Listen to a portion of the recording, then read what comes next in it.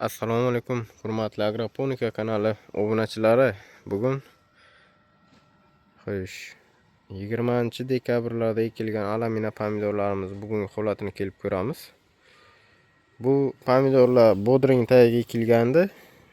Bir oy bodring tagida yotib qoldida, bulutli kunlar ham ko'p bo'lgani hisobiga bitta gulxonani kuydirgandi. Mana bu endi ko'rishimiz mumkin, ikkinchi gulxonasi hisoblanadi. Pastda bitta gulxona mana ko'rib qolgan, hurmatli obunachilar. Endi ikkinchi gulxonadan jadal o'sib ketyapti. Xo'sh, mana. Endi birinchi gulxonani hisoblamaymiz.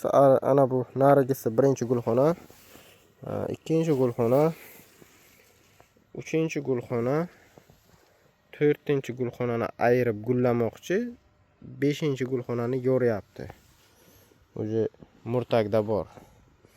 Endi bu yaxshiroq bo'lgan butda 5-gulxonalarda desak, ichkarilarni ham bir kirib ko'ramiz. Xo'sh. Ichkarilarda jarayon biroz sekinroq, chunki oftob nuri katta narsani hal qiladi. Birinchi gulxona. Xo'sh. Mana bu ikkinchi gulxona, uchinchi gulxona va to'rtinchi gulxonalar, hurmatli obunachilar. Endi asosan 4-gulxonada deb hisoblasak ham bo'ladi. Bugun oziqlantirish jarayonidamiz. Kalsiylik retseptimizni 3-marta beryapmiz. Har 5 kun, 6 kunda bir marta oziqlantirish ishlari olib borilyapti, hurmatli obunachilar. Hozir oftobni qarang, juda ham zo'r. Pomidorlarimiz maza qilib boryapti. Ko'rishimiz mumkin, biroz vegetatsiya kuchayib ketgan. Bu xavflimi degan savol tug'iladi hammada. Yo'q, hurmatli obunachilar. Vegetatsiya qachonki xavfli bo'lmaydi. Mana bu gullar shakllanishi normal ketsa. Agar gul shakllanishi orqaga ketib, palak kattayib ketsa, bu vegetatsiya va generatsiya balansi buzilgan hisoblanadi. Lekin bizada alhamdulillah gullarning shakllanishi o'ta baquvvat. Shuni hisobiga bizda bu hozirgi ketayotgan yashil massa ortishi xavfsiz hisoblanadi. Shu uchun darhol buni suvdan tortib, ozuqasiz qoldirib, buni ingichka qilib qo'yish katta xato deb hisoblayman. Hurmatli obunachilar. Juda ajoyib. Mana, gulni qarang. Umuman nuqsonsiz shakllangan, juda qalin kistlar bilan chiqyapti.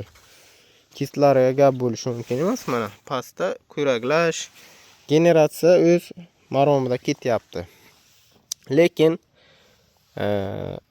hammasi joyida deb shunday tashab qo'yib bo'lmaydi. Buni iloji boricha barglarni olish jarayonini boshlash kerak. Endi yaqinda boshlaymiz inshaalloh. Bu haqida ham bir video qilishga harakat qilamiz. Barglarni qanaqa qilib, nima qilib olamiz degan savolga qisqacha bir tushuntirib o'taman. Ko'pchilik dehqonlarimiz adashishmasin. Endi mana bu birinchi gulxona kuygan deb hisoblaymiz. Bundan najot yo'q. Shu uchun bizani birinchi gulxonamiz mana bu bo'ladi hozirgi vaqtda. Shundan mana shu gulxonaning tagida 3 ta barg qolishi kerak, hurmatli obunachilar. Mana 1, 2, 3 ta qoladi. Xo'sh, mana shu 3-barg ekan orqa tomonda. Qolganlarini olib tashlaymiz. Mana. Olindi. Xo'sh, endi nima qilinadi? Endi agar yana ham zichroq bo'ladigan bo'lsa, birinchi gulxonani ustiga bir dona qoldirib, mana bu ustidagi barg hisoblanadi. Ikkinchisini olib tashlasalaringiz bo'ladi. Oftob nuri tushishi yaxshilanishi uchun. Mana. Yana ham bitta qilinadigan yaxshi ishlardan bor. Xohlasalaringiz listichka usulida barg ochishlaringiz mumkin. Listichka usuli qanaqa bo'ladi? Mana gulxonaning oldinini yopib turgan maydana bunaqa bargchalarni olib tashlaysiz. Gulxonaga oftob tushishini ta'minlash listichka usuli deyiladi. Mana yopib turgan barglarni atrofidagi kichkina bargchalarni olib tashlasangiz, oftob nuri tushishi yaxshilashadi. Mana qarang, qanaqa zichlashib qolgan. Bu endi yaxshi emas, lekin baribir generatsiya buzilgani yo'q. Hammasi normada ketyapti. Faqat birinchi gulxona bilan ikkini orasidan bitta o'g'ri barg olish talab qilinsa, olib tashlash kerak. Endi biroz vaqti bor.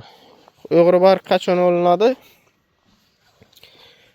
Mana bu ko'rakchalar yong'oqqa o'xshash razmerga kelganda olinadi inshaalloh. Endi biroz vaqti bor. Bizda bir haftacha vaqt bor hozircha. Shu uchun vegetatsiya ko'payib ketdi deb suvdan, ozuqadan tortib qo'ymanglar, hurmatli dehqonlar. Hammalaringizga tavsiya qilib qolamiz. Sog' bo'ling, salomat bo'ling. YouTube'dagi